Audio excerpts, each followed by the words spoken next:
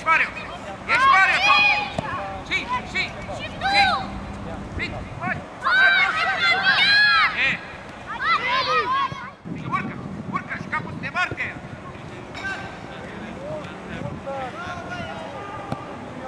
Ce? Uite mai ce fac Huruian, uite! Băi, cine a pierdut mingea Huruian? La rușine acolo, uite să vezi!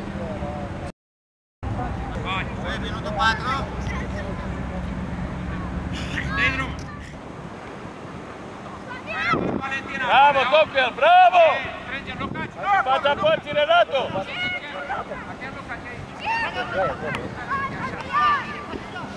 Lucaci, vai! Bravo lui! Hai! Urcă cu mine!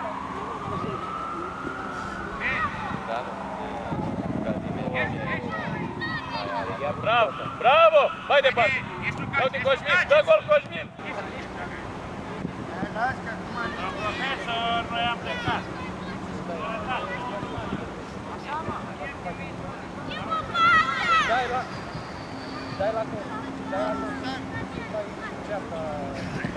Ce?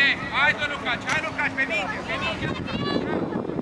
Are și coșiretul, nu cu el, că n-a ajunge până la poartă. Mario, nu acolo, nu trebuie să poată acolo. Băi, Iuliane, dar ce băghiți de la Zagheară, dar eu fac voi cu tot. Prinde așa. Bine, bine, bravo! Știu ce-o fericit acasă. Bună degajare! Hai, Renato! Ai dat numai meci unul. Hai, Renato! Dă-i-o! Dă-i-o! Ce, Mario? Foarte bine, asta trebuie. Pune-mă și aleargă!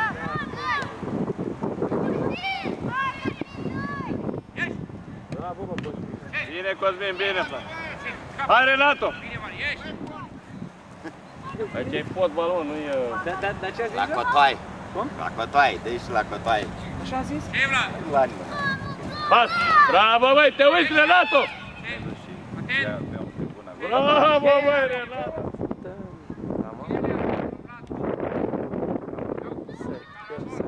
Să șteargă. Hai,